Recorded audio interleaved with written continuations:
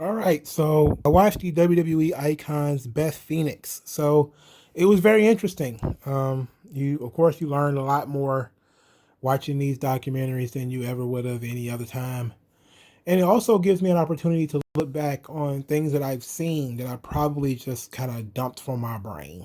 And I've saw Beth Phoenix's entire run, and I really just kind of scooped it all out of my brain and tossed it the hell on out because it wasn't until I watched this thing and remember like, oh, I remember when she did that. Oh yeah, I remember when she did that because I always watched the Royal Rumble when she was in it, and I always remembered that. But there was other things like her being involved with the Mickey James and Trish Stratus storyline. I didn't even remember that. It's like I had no idea that she was contemporaries with Trish Stratus and all of those women. So it was pretty crazy. And she's also, since she retired pretty young, it's kind of, another thing where she kind of came and went. But she did make a pretty good impact while she was there. Now, this video, usually I try to do an entire review of the Icons series.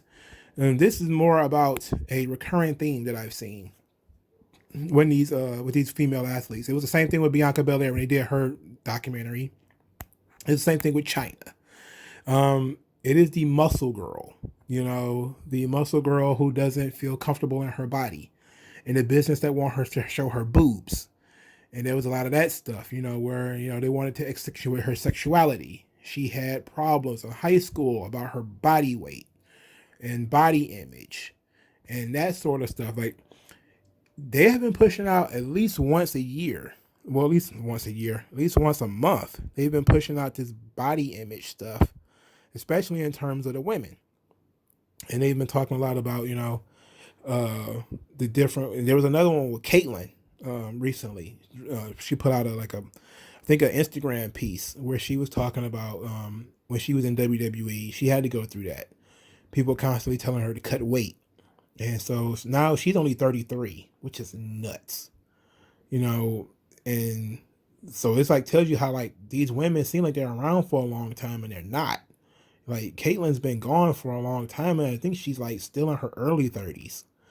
So it's been pretty weird, so it's pretty weird watching this because you see a lot of the same situations that I saw in other documentaries that featured women, specifically female wrestlers. Like nobody ever asked Kevin Owens about his problems with his body weight. Like nobody ever asks, like, how many times were you caught too fat, Kevin? But it's like this muscle girl, and she just like, how was it traumatic for you to be a girl with muscles? Like, well, yeah, people didn't really like me because I had muscles. And look, I get it. I'm not saying that she's wrong. I'm just saying it's a recurring theme. And even Rhea Ripley talking about that in this documentary, and I'm pretty sure Charlotte, when they do a documentary on her, it's going to be the same thing because people have called Charlotte a man, people have called Rhea Ripley a man. Just because they actually are now beginning to build a stereotype in WWE for wanting the bigger, muscular woman, the Rhea Ripley, the Charlotte, the Bianca Belair style of woman, and it kind of comes from the China mold. And we're finally going to start talking about the documentary because this is where Beth Phoenix starts talking about, hey, might have been WrestleMania 10 where she saw wrestling for the first time and really wanted to be it. Even though she had watched wrestling before that because her grandma watched wrestling. Grandma was a big wrestling fan of the days of Ivan Putski because she's a child of Polish immigrants. The interesting thing about this is it's another running theme that I've noticed in these documentaries. If your grandma watched wrestling, you're probably going to want to be a wrestler. It's so many times where I've seen my grandma used to watch it and I love grandma. So, and it was like, yeah, I can buy it, especially when you used to watch a lot of the old wrestling. I know I've said this 100 times probably already. When you watch a lot of the older wrestling, you do see a lot of older ladies. They get so passionate and they get so wrapped up in it that, back in the day, you used to see mostly older women in the crowd. Now you almost see, families and children and stuff. Anyway, that's how Beth Phoenix got into wrestling. She watched WrestleMania 10, and that's when she was dead set on becoming a wrestler. She joined the boys wrestling team in high school. She was the only girl to join a boys wrestling team, and she actually won. She talked about winning one match. I don't know how many matches she did win. I didn't do any checking, but she said she won a match, and that's when she really kind of felt accepted by the boys. Is when she finally won a match, or where she did win a match as a girl who beat a boy in a wrestling match. This of course happens occasionally. They've been talking about that a lot lately. The girls out wrestling boys, but it's almost always that girls they mature faster than boys. So it's probably an age thing and all that type of stuff. I'm pretty sure if the boy was post-pubescent, she wouldn't have had a shot in hell. But it was weird. So basically, she started talking about China, and that China was good representation for her because China was muscly and big and strong and was doing a little bit of everything. And she was a high school wrestler, so she had some weight and some arms on her. She had a build, and she felt like that China was kind of like a good person to model herself after. And so she started kind of just following China's career through the bodybuilding magazines and different stuff like that, and kind of idolized her in that way. And she will later in the documentary say that the Glamazon character is a halfway point between China and Trish Stratus. That she wanted to kind of be like Trish Stratus because that's what the company wanted.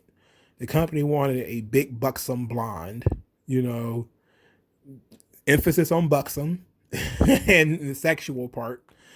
But so she kind of had that going for her, but that's not really who she was. But through the Glamazon character, she could be that, and that's kind of what she went with. And I actually liked that whole Glamazon thing. It was pretty cool, especially since she got it from an episode of Sex in the City, and she just happened to be sitting back watching it while she was she even on the roster yet? I don't know if she was on the roster yet, but that's where she got it from. And it was just kind of like she was another the halfway point, as she put it, the hybrid between Trish and China. And I thought that was an interesting way of looking at it. And if you look at it in the annals of wrestling, that is kind of how it happened. You did have the China years, and she was big and muscly and strong, and she sold a lot of Playboy and all that type of stuff. And then you had Trish. Then you had the Trish years, and Beth Phoenix came in at the end of the Trish years. Trish retired in 2007, 2008. Trish, her feud with Mickie James was one of her last runs before she took off. And Beth Phoenix was a part of that, at least temporarily. So you had, at that point, they kind of just picked up and kind of threw her the baton when she came back from injury or whatever. She got her jaw broke. We'll talk about that later because that was pretty ugly.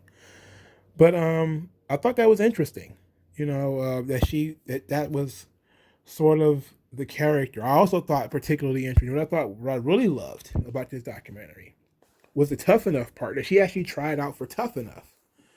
That they had clips. WWE records everything. They recorded Beth Phoenix auditioning for Tough Enough. And she cut this terrible promo where she talked about watching Al Snow matches. It was Al Snow and some MTV executives. And it was for Tough Enough 3. I don't know who won Tough Enough 3. I don't remember. But that's what she wanted. She wanted to be on Tough Enough 3. And she actually got through the stage of the interviews and everything. And she failed the physical. She had a heart condition. And she said, hey, I had stopped taking my medicine. She knew she had it. But she had stopped taking medicine. She felt like she had grown out of it. Like she didn't need it anymore. And she had pretty much got popped on a med. And you'll be surprised how often that happens. It's happened to a couple of wrestlers recently. Willie Mack is the one I could think of off the top of my head, where he failed a physical in WWE, and they rescinded their contract that they offered him. Even though he continues to wrestle fine now in Impact, and maybe if they were to hire him back, they'd probably have to overlook it. But MVP was another one. They found out he had a heart condition while he was working in WWE. It kind of just developed. But you're getting popped on those physicals, man. That sucks. And she had quit her job to go to Tough Enough and everything. So she had to start from the bottom all over again. And so that was really interesting, you know. It was also interesting, guys, back up a little bit. I'm gonna jump all over the place. I'm not gonna go in linear motion and tell you exactly what happened. But she actually was trained by the same trainer that Edge and Christian had, which I thought was very interesting and very poetic, considering she ended up marrying Edge. It was also very strange that she talked about, oh, I used to watch Edge on TV. And it was like, how big is the age gap? You know, like, but then you have to think about it like, Edge was on TV in 1998. She was still a fan. She wasn't old enough to have done anything yet. So that's crazy. That's crazy. But I loved, I particularly liked the Molly Holly stuff. Molly Holly was very integral in Beth Phoenix's career. So much that, you know, Molly Holly was the one who passed Beth's tape to Dr. Tom Pritchard to help her get a job. They tried to get her a job. She ended up just becoming an extra, and they became friends. You know, so it was very interesting that she went to this tryout, and at the tryout she said there was three girls there, and it was her, it was Gail Kim, and it was somebody else. And of the three, Gail Kim was the one who got hired. And we see how that turned out. That ended up being an absolute disaster. And Gail Kim just can't get the fuck over it, even in today's world. She married a multimillionaire. She's an executive with impact, and she still just talks incessantly about failing in WWE. It's just ridiculous. It's absolutely ridiculous. In any event, they picked Gail Kim over Beth Phoenix. I guess it must have been the Asian thing. You know, she had an exotic look. She was hot at the time. You know, Gail Kim was really hot. In any event, she decided to go on her own to OVW. It was an idea she got from Nick Dinsmore, who played Eugene in WWE. She decided to go to OVW, where she was down there with Mickie James and Shelly Martinez and Cherry and Christy Hemme. And she got to, you know, really work down there. And she was working without a contract. So she was basically paying to train. She was working in, I think, a grocery store or a restaurant and paying her own way through. And she said, like, hey, look, they liked me so much, they were putting me on TV, which is something they only did with talent that were contracted. You know, they only put contracted talent on TV, but I was on TV. So that goes to show like how much effort she was putting in, how much work she was putting in, how unique she looked. So she was down there for a while, and then she said she was on the verge of quitting, and that's almost always how it is when you want to quit the most. She was broke. She was tired of paying this tuition, even though Molly Holly had paid the tuition. I think it was probably only once, but she was, you know, running out of money. She was running out of spending money, and she was working a lot. And she's working 2 or 3 jobs and wrestling. She was burnt out, and she wanted to quit. And that's when she got the call from Tommy Dreamer that he wanted to hire her and bring her in to work Raw. And I thought that was a great story. It was great that Tommy Dreamer was in this documentary, and it was great because a lot of people forgot that Tommy Dreamer was in that role. I think Raven had that role too, that he was bringing people in, and both of them managed to fuck it up. I don't see how they managed to do that. In any event, she got injured on her first night when she got her jaw broken by Victoria. Basically, what happened is her mouth was open when she got slapped, and Victoria probably put a little heat on it and ended up breaking her jaw. And she needed plastic surgery, screws, and some most. I mean, what the fuck? Did she get hit in the face with like a sledgehammer? No, she got slapped. So, like, that's the business, dog. Beth Phoenix got slapped and her jaw broke. It like shattered in 100 pieces. And she was out for a long time. And it said while she was out, you know, the storyline ended. You know, because she needed to be gone for a long time, and she was involved with this Trish Stratus and Mickie James thing. And you know, when she came back after surgeries and all that type of stuff, they didn't have anything for her, so they sent her back to OVW. And that's where I think she came up with the Glamazon while she was in OVW. So from there, basically, they just give the rundown of her career, all the different things she did when she came back, and how unique she was, and The men supported her when she went to the Royal Rumble in 2010, and nobody thought it was a big deal. And so they did a good job with this documentary.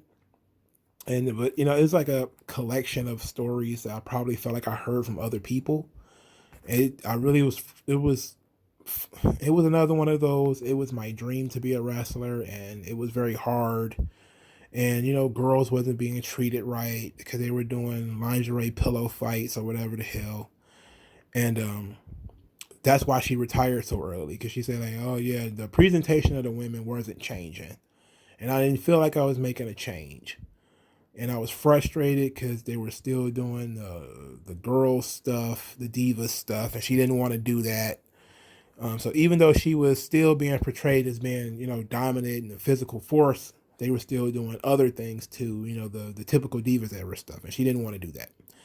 So she decided to go home and have a family. And then she said basically she didn't think that much about wrestling and didn't really go back over her career because she didn't think she mattered that much until WWE wanted to induct her into the Hall of Fame.